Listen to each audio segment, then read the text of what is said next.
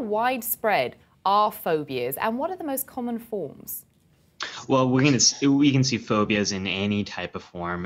Humans are association machines, and we can develop a connection between pretty much any object and a situation and anxiety. So, as you said, about 9% of adults will develop a phobia at some point in their lifetime. And to some degree, certain types of phobias, like a fear of darkness, are pretty common among children. Most kids grow out of those, but we'll see phobias about animals, about natural environments and situations, about blood injections or having your blood withdrawn. Pretty much any kind of situation, people can develop a phobia around it.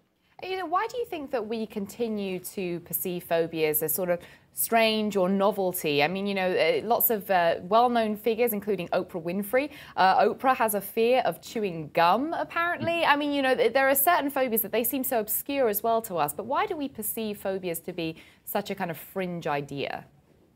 Well, that's an interesting question because I think all of us can identify and relate to phobias. I had a fear of sharks after I saw Jaws as a kid, and that will continue to be a lifelong struggle for me. Most of the time I wasn't near open water, so it didn't affect me.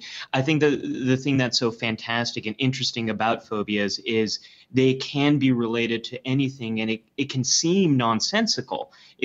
For many people, we might have a hard time understanding how someone could develop a fear of chewing gum, but once you break it apart, it can make a lot of sense how these things can develop. Now, that's an interesting point as well, this idea of breaking it apart. So, as somebody in your position, that's almost your job, right? You're tasked with trying to find the root of the problem. Is it always as simple as kind of, let's go back to an event in your childhood or let's look in your recent history, maybe there's a traumatic event. Is it that simple, or are phobia diagnoses very complex?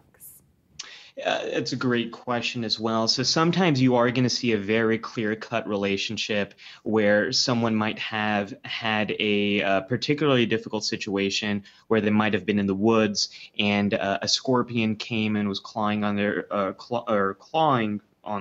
arm, and they develop a phobia of bugs after that.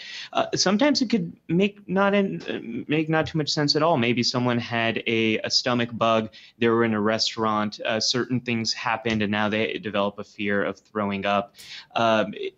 To some degree, it doesn't matter too much about understanding the source of the problem.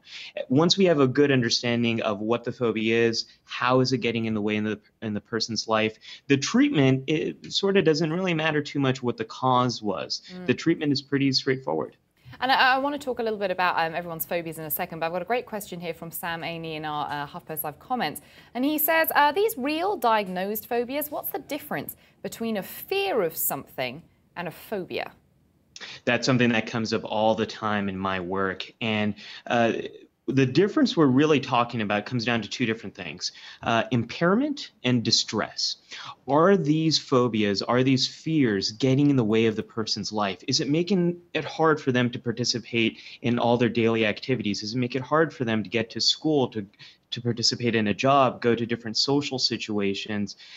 Is it getting in the way of their life, or is it causing a huge amount of distress that is limiting their life in some way? So you can have a fear of sharks, but if you live in Kansas and you're not really going near water, maybe it doesn't affect you too much. That's a different story if you're living in Hawaii.